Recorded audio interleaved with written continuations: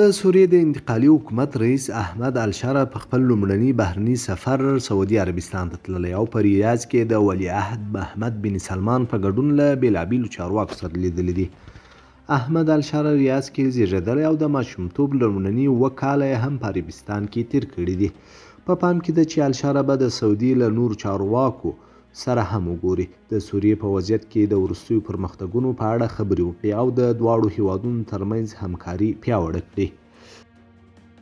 دا سفر وروسته له هغې دی چې د سوریې د انتقالي ادارې له مشر کېدو وروسته الشره څو پریکړې کړې وې چې د پارلمان د وسلوالو ډلو او امنیتي ادارو او پوځ لغوه کول پکې شامل وه. همدارنګه احمد الشره د البعث ګوند لغوه کول هم اعلان کړل چې پر هیواد یې 15 لسیزې واکمني چلوله. الشره د پخواني اساسي قانون د نه تطبیقېدو اعلان هم وکړ او د انتقالي مرحلې لپاره به یې نوی اساسي قانون پر ځای او قانوني سرچینه ګڼل کیږي. په پام کې ده چې انتقالي مرحله به 4 کاله دوام وکړي. په تیر ډسمبر میاشت کې د سعودي العربیت تلویزیون سره په مرکه کې ښاغلي الشره وویل تمه لري چې سعودي عربستان په سوریه کې لوی رول ولري. هغه هیواد چې دی باوري دی د اسد د نظام له پرسېدو وروسته به په سوریه کې د پراخې پانګونې فرصتونه رامنځته کړي.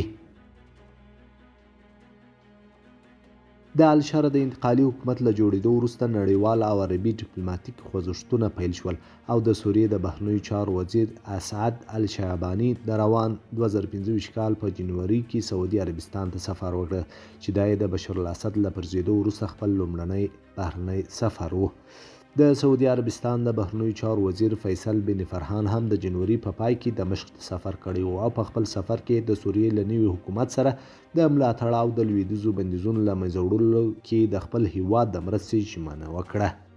د پاچا سلمان د بشري مرستو مرکز هم د سوریې خلکو ته د مرستې لپاره یو هوایي پل جوړ کړی چې له امله یې د دې هیواد د اقتصادي ستونزو د حلولو کې مرسته کولی شي.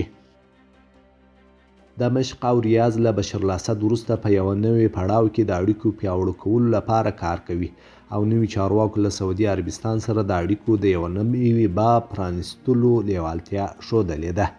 په دمشق کې چارواکي په دې باور دي چې د عربي هیوادونو په تیره د خلیجي هیوادونو مرسته د هیواد د بیارغونې او پر دې هیواد د اوږدې جګړې د اغیزو له کبله د رامنځته شویو ستونزو د حلولو لپاره اړینه ده.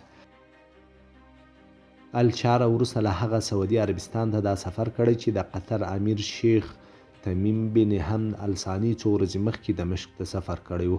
دا لومړی ځل و چې د اسد رژیم له ړنګېدو وروسته د یو هیواد مشر سوریې ته سفر کوي.